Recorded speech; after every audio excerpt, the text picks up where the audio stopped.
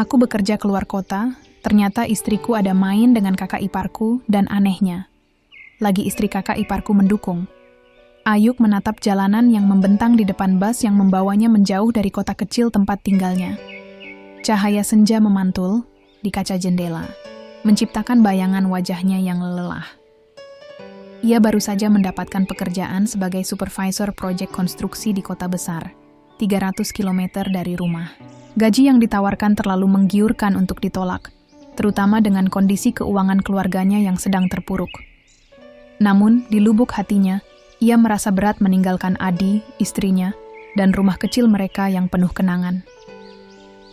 Aku akan pulang setiap 2 minggu sekali, Di, katanya pagi tadi, sambil memeluk Adi erat-erat di depan pintu. Adi hanya tersenyum tipis, matanya berkaca-kaca.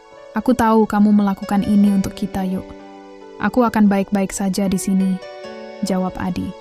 Suaranya lembut namun ada nada yang sulit Ayuk tangkap. Ayuk mencoba menepis rasa was-was. Adi adalah istri yang setia, penuh kasih, dan selalu mendukungnya. Mereka menikah 5 tahun lalu setelah pacaran singkat namun penuh gairah. Adi adalah wanita yang sederhana, tapi di matanya, Adi adalah segalanya. Ia tak pernah membayangkan hidup tanpa Adi di sisinya. Namun di sudut hatinya, ia tahu bahwa jarak bisa mengubah banyak hal. Sementara itu, di rumah, Adi duduk di sofa ruang tamu, menatap foto pernikahan mereka yang tergantung di dinding. Tangannya memainkan ujung baju, pikirannya melayang. Di sebelah rumah mereka, tinggal kakak ipar Ayuk, Bima, bersama istrinya, Lila. Bima adalah pria yang karismatik, berbicara dengan penuh percaya diri, dan selalu punya cara untuk membuat orang merasa istimewa. Adi selalu merasa sedikit tidak nyaman di dekat Bima, tapi ia tak pernah mengatakannya pada Ayuk. Bagaimanapun, Bima adalah keluarga. Malam itu, Bima datang ke rumah Adi dengan alasan meminjam alat masak. Lila sedang craving makanan pedas, tapi panci kami entah kemana, katanya sambil tersenyum lebar. Adi mengangguk, berjalan ke dapur untuk mengambil panci. Saat ia menyerahkan panci, tangan Bima sengaja menyentuh tangannya lebih lama dari yang seharusnya. Adi menarik tangannya cepat, jantungnya berdegup kencang. "Kamu baik-baik saja sendirian di sini, Di?" tanya Bima, suaranya lembut, hampir seperti bisikan.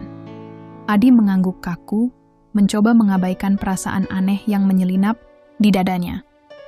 "Aku baik-baik saja, Mas. Lila pasti sudah menunggu, kan?" katanya, berusaha mengalihkan pembicaraan. Bima hanya tersenyum, matanya menatap Adi dengan cara yang membuat bulu kuduknya berdiri. "Kalau butuh apa-apa, bilang saja, ya. Aku di sebelah," katanya sebelum berbalik pergi.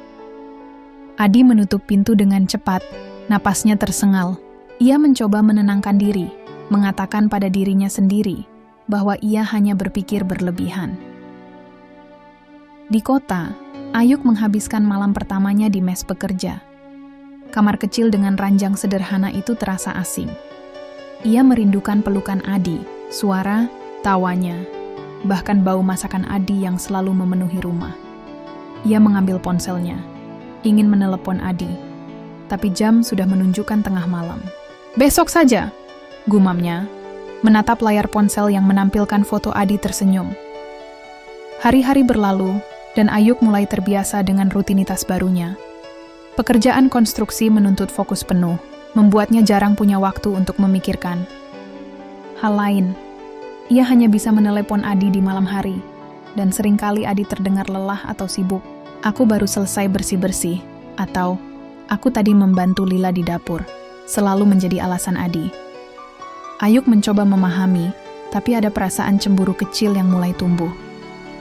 Lila dan Bima sering berada di dekat Adi, dan meski ia tak ingin curiga, pikirannya mulai dipenuhi bayangan-bayangan buruk. Sementara itu di rumah Adi mulai merasa semakin terjebak.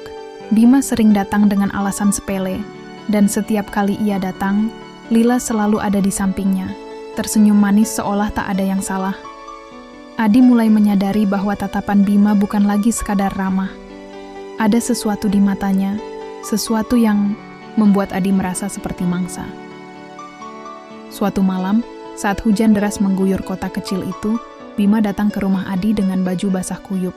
"Listrik di rumah mati, Di. Boleh numpang sebentar?" Katanya suaranya penuh kepolosan. Adi ragu, tapi tak tega membiarkan Bima kedinginan. Ia mempersilakan Bima masuk, menyediakan handuk dan secangkir teh hangat. Lila, yang datang beberapa menit kemudian, tersenyum lebar. "Makasih ya, Di. Kamu baik banget," katanya. Tapi ada nada aneh di suaranya. Malam itu, saat Adi sedang mencuci cangkir di dapur, Bima mendekatinya. "Kamu terlalu baik untuk hidup sendiri begini, Di," katanya, suaranya rendah. Adi membeku, tangannya gemetar.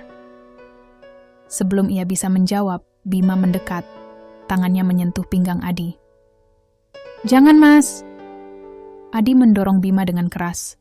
Napasnya tersengal. Bima hanya tersenyum, seolah tak terjadi apa-apa. "Santai, Di. Aku cuma bercanda," katanya, lalu berjalan keluar dapur. Lila, yang ternyata melihat semuanya dari sudut ruangan, hanya tersenyum kecil. "Kamu harus belajar santai, Di," katanya, suaranya penuh makna. Adi merasa dunia di sekitarnya berputar. Ia ingin berteriak, ingin lari, tapi ia tahu ia tak punya tempat untuk pergi. Malam itu, ia menangis di kamarnya, memeluk bantal yang masih berbau ayuk. Ia merasa kotor, bersalah, meski ia tak melakukan apa-apa. Ayuk, di kota, mulai merasa semakin gelisah. Telepon Adi semakin singkat, dan suaranya semakin jauh. Ia mulai bertanya-tanya apa yang terjadi di rumah. Apakah Adi baik-baik saja? Apakah ia terlalu sibuk? Atau apakah ada sesuatu yang disembunyikan darinya? Pikiran itu menggerogoti hatinya, membuatnya sulit tidur. Ia memutuskan untuk pulang lebih cepat dari jadwal, ingin memastikan sendiri apa yang terjadi. Saat bus membawanya kembali ke kota kecilnya, Ayuk tak tahu bahwa apa yang akan ia temukan di rumah akan menghancurkan dunia yang ia kenal. Konflik yang penuh air mata, pengkhianatan yang kejam, dan luka yang menyayat hati sedang menunggunya. Ayuk tiba di rumah saat malam telah larut. Lampu depan rumah menyala redup dan suasana sepi menyambutnya. Ia membuka pintu dengan hati-hati, berharap bisa mengejutkan Adi dengan kedatangannya. Namun, rumah terasa kosong. Tidak ada aroma masakan yang biasa menyambutnya. Tidak ada suara Adi yang biasanya bernyanyi kecil saat bekerja di dapur. Hanya keheningan yang menusuk. "Di?" panggil Ayuk pelan, meletakkan tasnya di lantai. Tak ada jawaban. Ia berjalan ke kamar tidur, berpikir mungkin Adi sudah tertidur. Namun, ranjang mereka kosong, selimut terlipat rapi seolah tak disentuh. Jantung Ayuk mulai berdegup kencang. Ia mencoba menelpon Adi, tapi ponselnya langsung masuk ke pesan suara. Kegelisahan mulai menguasainya. Ia berjalan ke rumah Bima di sebelah, berpikir mungkin Adi ada di sana. Saat ia mengetuk pintu, Lila yang membuka, wajahnya penuh senyum. "Yuk, kapan pulang?"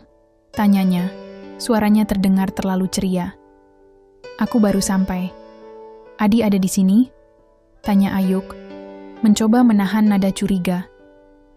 Lila menggeleng, tapi matanya tak bertemu dengan mata Ayuk. "Dia tadi ke sini, tapi sudah pulang. Mungkin ke pasar malam atau apa," katanya ringan. Ayuk mengangguk, meski perasaan tak nyaman semakin kuat.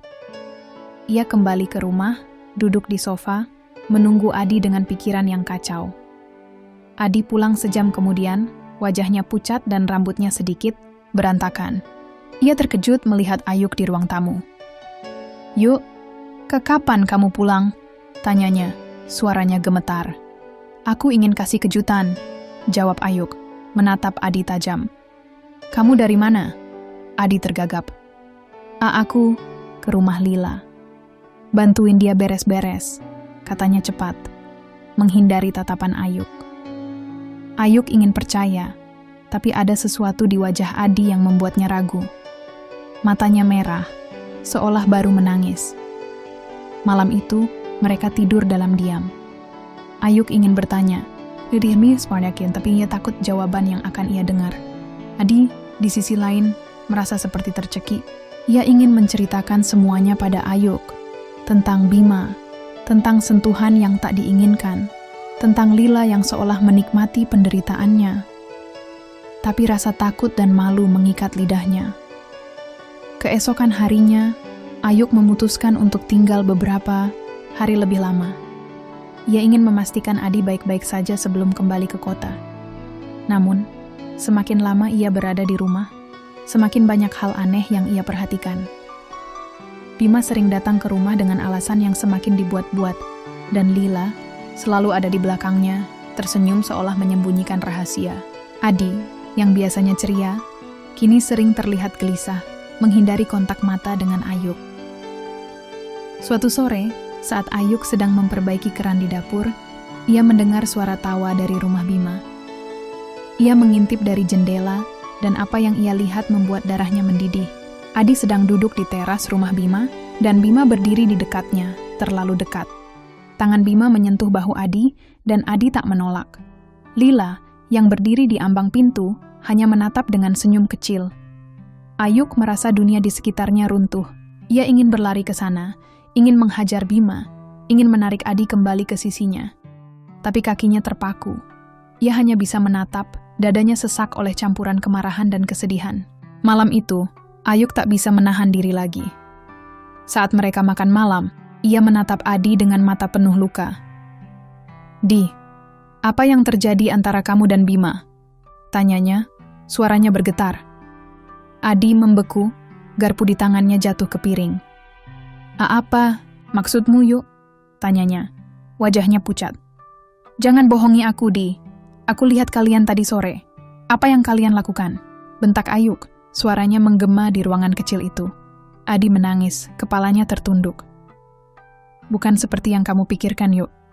Aku nggak tahu bagaimana menjelaskannya," katanya, suaranya tercekat. "Jelaskan sekarang, Adi.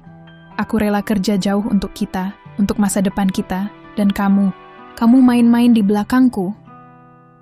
Ayuk berdiri, tinjunya mengepal.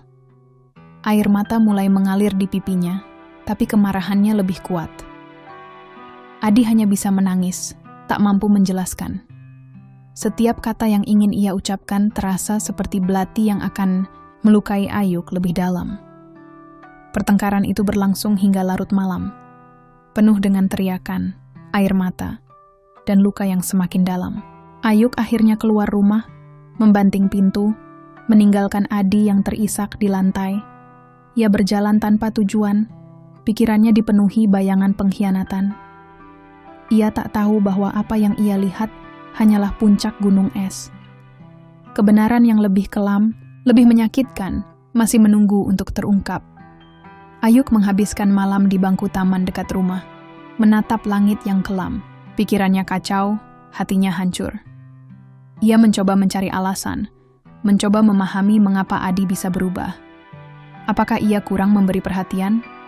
Apakah jarak telah membunuh cinta mereka? Atau apakah Bima, kakak iparnya sendiri, telah merenggut segalanya darinya? Pagi itu, ia kembali ke rumah dengan hati yang masih panas. Adi sedang duduk di ruang tamu, matanya sembab. "Yuk, kita bicara," katanya pelan, suaranya penuh keputusasaan. Ayuk duduk di depannya, menatapnya dengan mata penuh luka.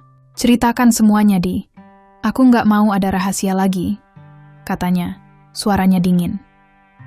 Adi menghela napas panjang, air mata kembali mengalir. Ia mulai menceritakan semuanya, tentang Bima yang semakin sering datang, tentang sentuhan yang tak diinginkan, tentang Lila yang seolah menikmati penderitaannya. "Aku nggak tahu kenapa, Yuk. Lila, dia seperti mendorongku ke Bima.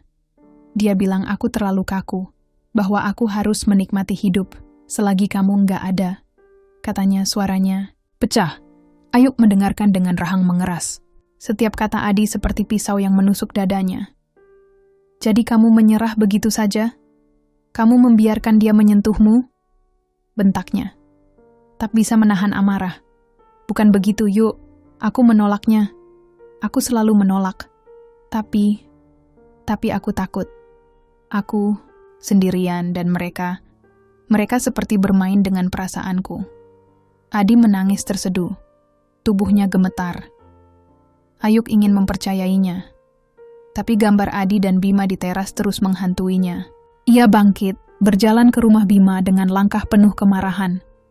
Saat pintu terbuka, Bima berdiri di ambang dengan senyum yang membuat Ayuk ingin memukulinya. "Kamu apa-apaan, Bima? Kakak ipar macam apa kamu?" teriak Ayuk, mendorong Bima.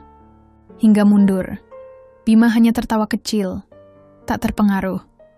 "Santai, Yuk. Adi cuma kesepian. Aku cuma menghiburnya," katanya.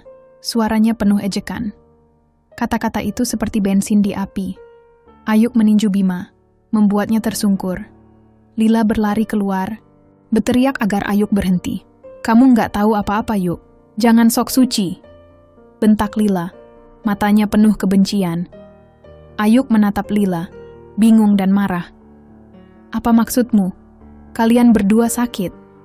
Kalian menghancurkan rumah tanggaku," teriaknya.